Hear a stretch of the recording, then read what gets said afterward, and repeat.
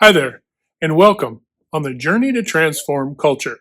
I'm Steve, and I'll be your guide. Well, folks, hope you're having a fantastic day and an even better week. Folks, in this video, and as you can tell, the background's a little different than usual. I figured I'd mix it up a little for you. But in this video, we're going to talk about disappointment. I know, right? Nobody likes disappointment. Nobody likes disappointment. But we're going to talk a little bit about disappointment and kind of how we've allowed disappointment to hold us hostage throughout our entire lives.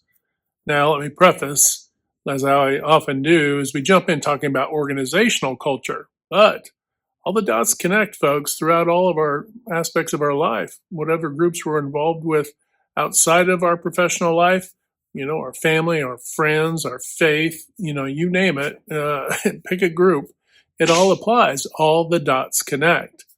And so the goal here is to take constructively and positively what you will and apply it in a healthy way to allow your life to be even more thriving and the lives of those you impact, that their lives would be more thriving. Okay, with all of that said, I know, right? Let's back up. Let's dive into the weeds of disappointment, right? Yes, what a segue. Disappointment. I'll tell you just a little quip from when I was a kid. As a young kid, child of, I was a child of the very tail end of the 60s to such an extent that I barely was old enough to know it. But I was in the 70s. And back during the 70s, if you remember the little retro here, but a toy, I guess you could say, that you could use outside, kind of like a tricycle, but it's the big wheel, right? And I know the big wheels, did go on to enjoy more flourish in later times, but the big wheel. And I remember, an oddball friend or two having a big wheel or a green machine, which was a similar type of a thing. And it was basically three wheels, the main one being the big wheel in front. And you sat down into it. And you had two smaller wheels on the side.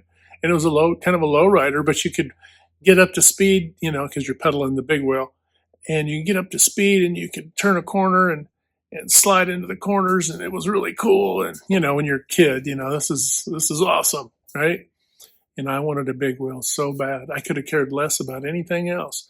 It wouldn't have mattered, and I didn't have tons of things, growing up. So I did know that if I wanted something, it had to have been like the thing. And do you know I never got a big wheel? I do remember this comically now, but I remember as a kid going, man, I never got a big wheel, right? Anyway, I never did get a big wheel. But, there's a certain disappointment that we learn when we're kids. That is pretty benign, right? That's kind of a fun sidebar-y thing, that, I may have been disappointed, but my life wasn't turned upside down. Surely there are way worse things that happen in our lives that create disappointment. But, any disappointment in a snapshot like that, though, communicates. And what does it kind of communicate? That now, as we, get older, but that we don't register as young people, right? And that the disappointment communicates to us that we can have an expectation, say, of others, parents, blah, blah, blah, all the things, all the associations, right? We can have expectations, right? And hopes that are attached to those expectations. And people can dash those expectations, right? In our mind. It may be that adults and, and other people in our lives aren't really, we know this, they aren't really trying to consciously, necessarily consciously. I suppose they could be consciously if they're really, a darker soul, but they're not really consciously trying to create disappointment, right? That leads to a little bit of distrust because there's a bit of a chain reaction there. That disappointment, right? We're let down. We're not only disappointed in, we had elevated expectations of these, people in our lives and then our expectations get lower and lower. And then, it may be where you had a shine on for, some of these folks. And granted, we're talking about a young person, a very young person. But that shine kind of wears off, right? The shine, and this kind of brings me back to, I should say, to grandparents. Oftentimes, grandparents, the shine never wears off because in one way, shape, or form, they just, for the most part, and granted, there are exceptions to every rule, but for the most part, when they, if it's feasible, grandparents will come through in one respect or another. And now, granted, logistics and life and everything being what it is, this isn't always the case. Not everybody has healthy relationships with family and so forth. So we have to acknowledge these things too. But also what? Disappointment, right? If you have that, those types of things can be disappointment. Disappointment that there are strange people in your family when we're young, right? Disappointment maybe in them or others or, many, right? You may have lost all faith in adults as a kid, period, right? So this kind of becomes a bit of a curse, right? And why is that? Because these little chain reactions that we experienced when in our youth and then as we developed, right? And you may have had a mostly fruitful life, right?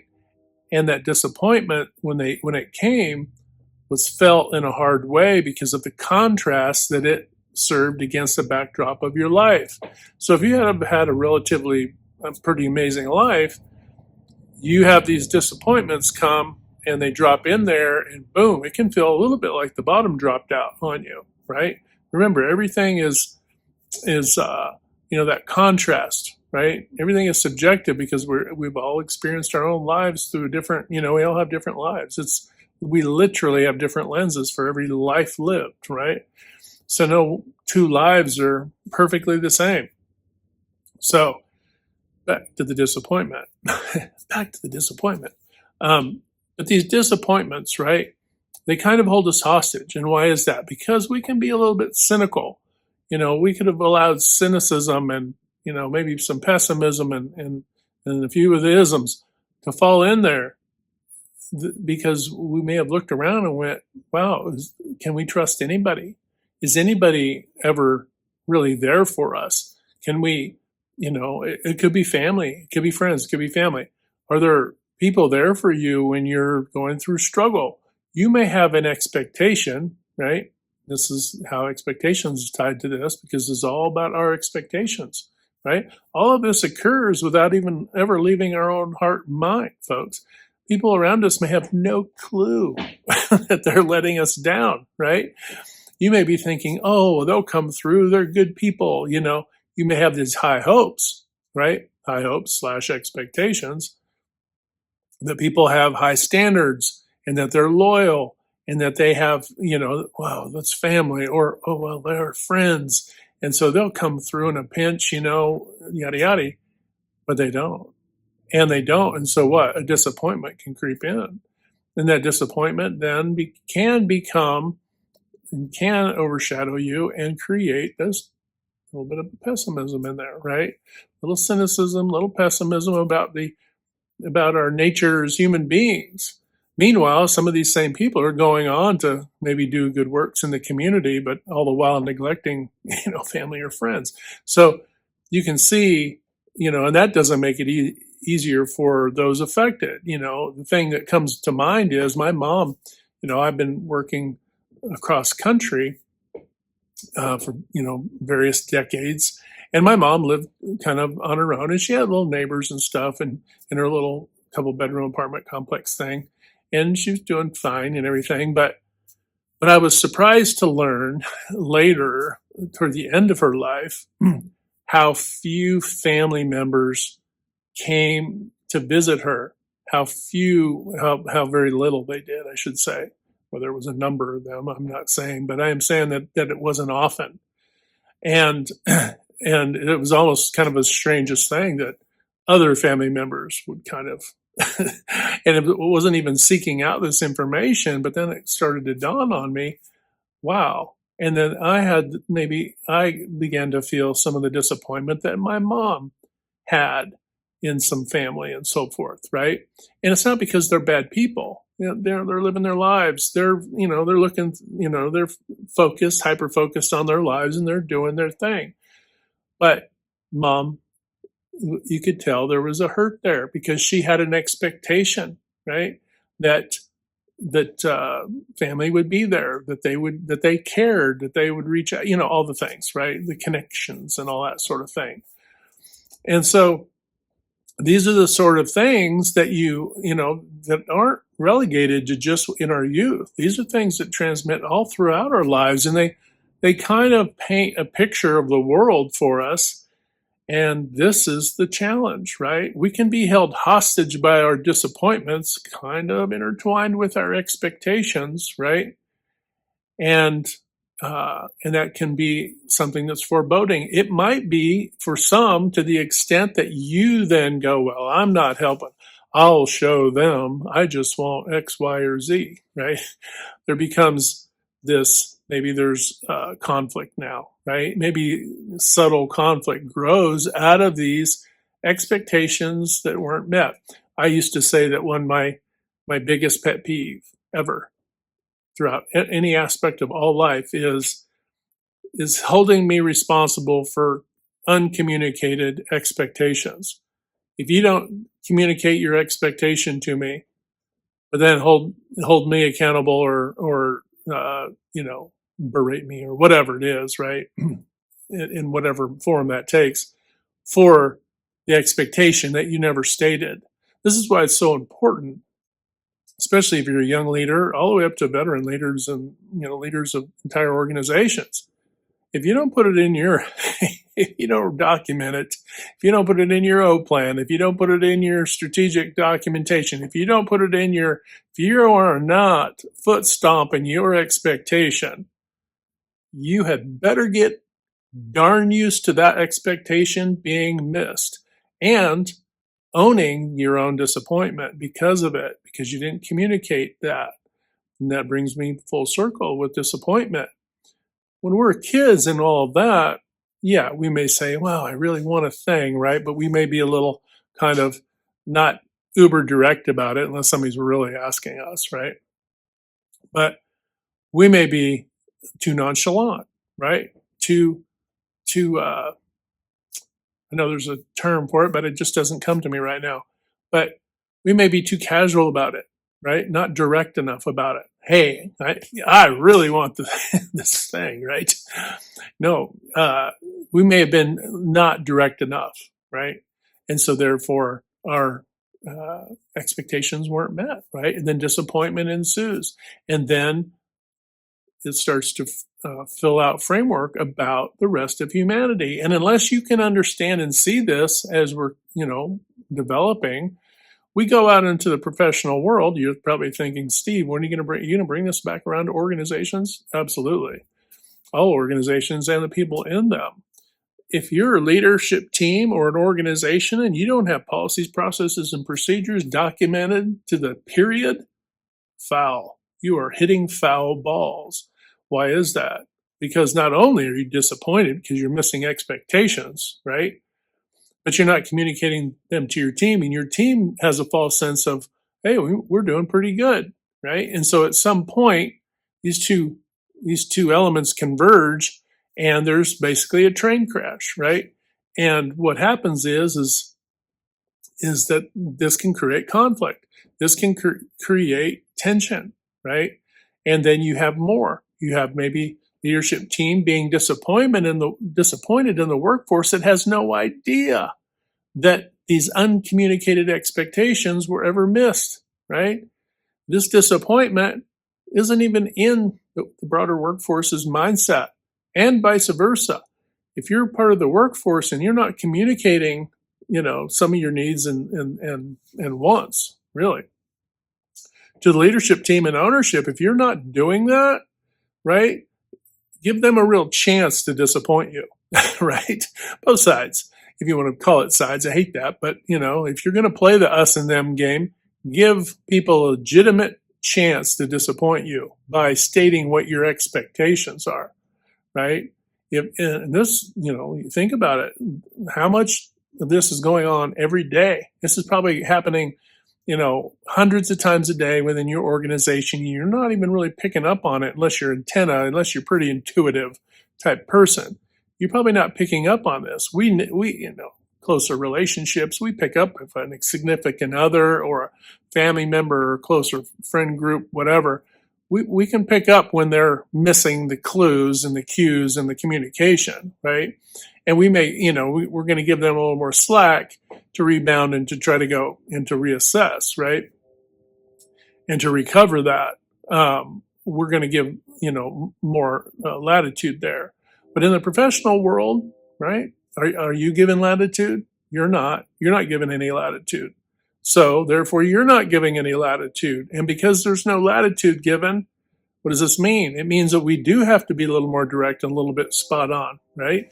We have to be, kind of like right between the eyes with our communication so that people understand, hey, this is what's going on. We don't have this safety gear and we need to get it now, not tomorrow, not 2 days from now, right now. Send somebody out right now and get this, right?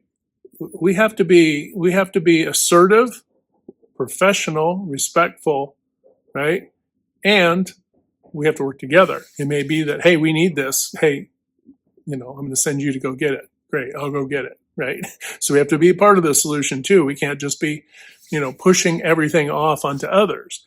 This isn't a situation where, well, I have high expectations and you had better jump through 20 hoops to make sure it's fulfilled. Otherwise, I'm going to be disappointed, and passive aggressiveness then ensues. And now your work and your quality and your productivity and everything else suffers. Tied back to what?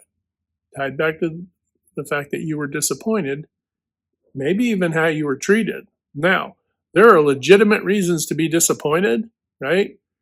What does that mean? That means that you really need to close the loop on that if you really want to heal from it. So there's two roads you go, right? You're disappointed, because somebody did something disappointing, we'll say in the professional setting. If you hold on to that and you don't close the loop on that and you use that now as fuel to be passive aggressive and to be, we'll just say to, live well down below expectations, okay, perform in a poor way across the board and across all aspects. If you use that as fuel, then you're choosing to use that as fuel, right? But if you close the loop on it, use this opportunity to circle back around and have the conversation with leadership, and vice versa. If you're a leadership team member or whatever, and you need to circle back around and talk to a team member, right? Because you may have stated quite clearly. You may have written it down. You may have put a sign up. Now, I can say, because I've been married before, that yes, there are times when people don't get it. It just doesn't get through, or they're so busy doing a particular thing or this thing or that it doesn't make the cut, right? It doesn't make the list. This is why I really love lists, right? You got to have the list, because with a list, you can follow it. And the list, the checklist, standard work, eventually O-plan, right? Policies, okay? They have to be distinct and they have to be defined and they have to be communicated. Are you having your team review your policy, processes, and procedures documentation once a quarter at least, right? Look, folks, you can do a simple, non-threatening, non-punitive quiz and find out, people don't know about this thing or that thing, right? Could be safety stuff, could be whatever. Take the opportunity to put together, non-punitive tests to find out. In a sense, it's a bit of a survey, right? To find out if people are clued in. And if not, then take those opportunities to communicate these things, right? Otherwise, why? You're going to be disappointed that they don't know, or they don't know where your documentations for your policies, processes, and procedures, are being held or being maintained.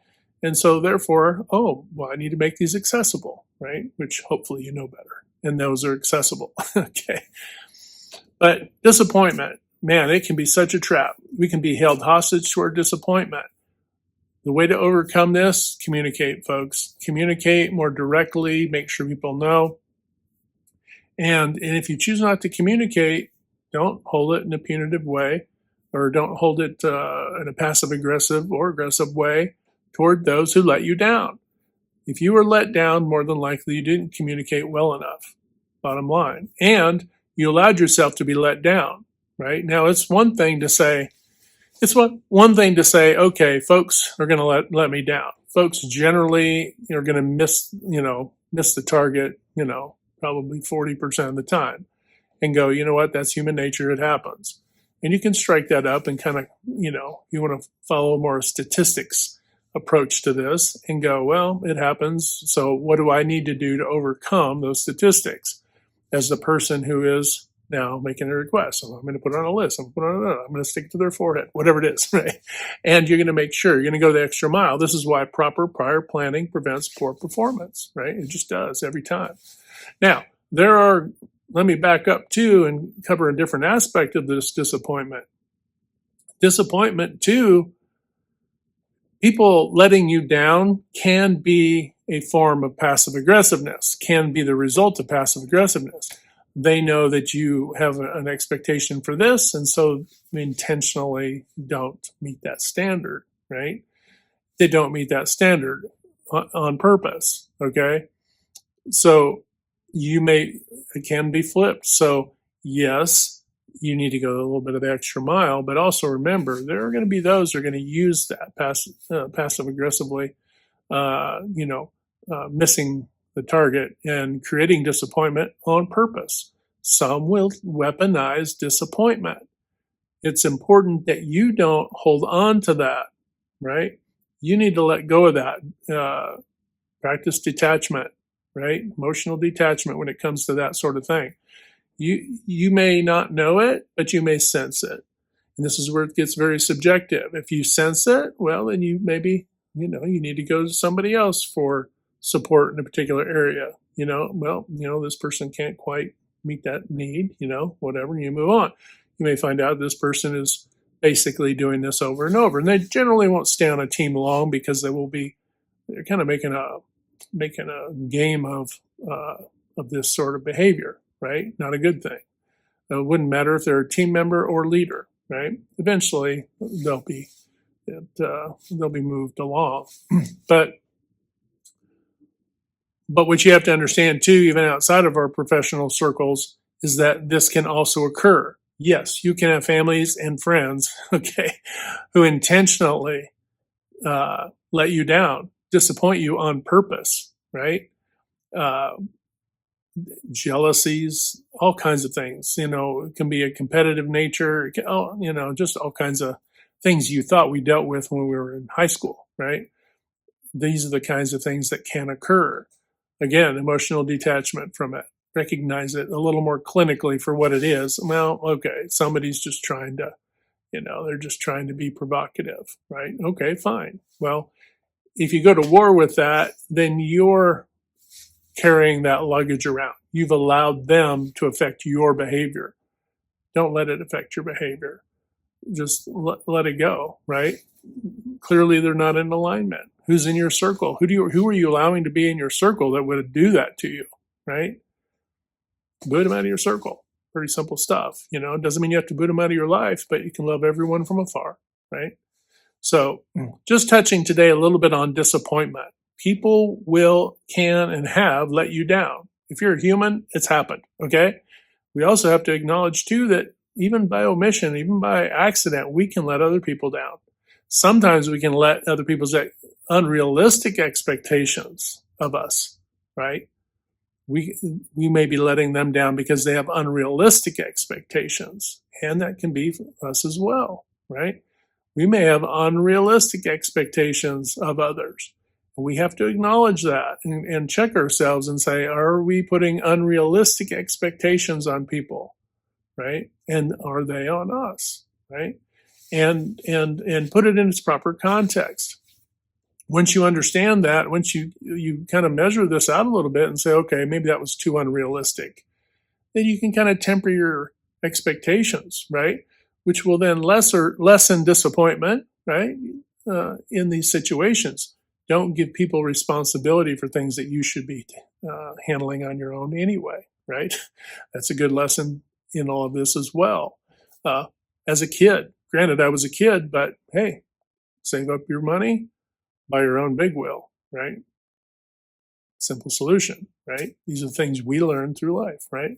But these small lessons transmit into bigger ticket items later on, and they become, how we are negotiating in all our relationships, right? So don't carry that baggage, and don't let others carry that baggage against you as well. Emotionally detached from folks who are weaponizing disappointment against you, and don't weaponize it against yourself, right? But carrying around grudges and passive aggressive or aggressiveness and hostility and anger and frustration, da da da. Frustration and anger, by the way, that you created yourself, right? That doesn't really exist if you really put it in its proper context. So, and on that note, folks, let's wrap it up. Remember, hit that good green domino 3 to 5 times a day or more to uplift, motivate, inspire, and just encourage one another. When we do this, not only are we helping to transform culture, but we're transforming our own lives. But don't forget, we can't transform anything on the outside if we're not willing first to transform on the inside. This is so important. All right, folks, have a fantastic day. Hit like, share, and subscribe. And until next time, we'll talk to you later.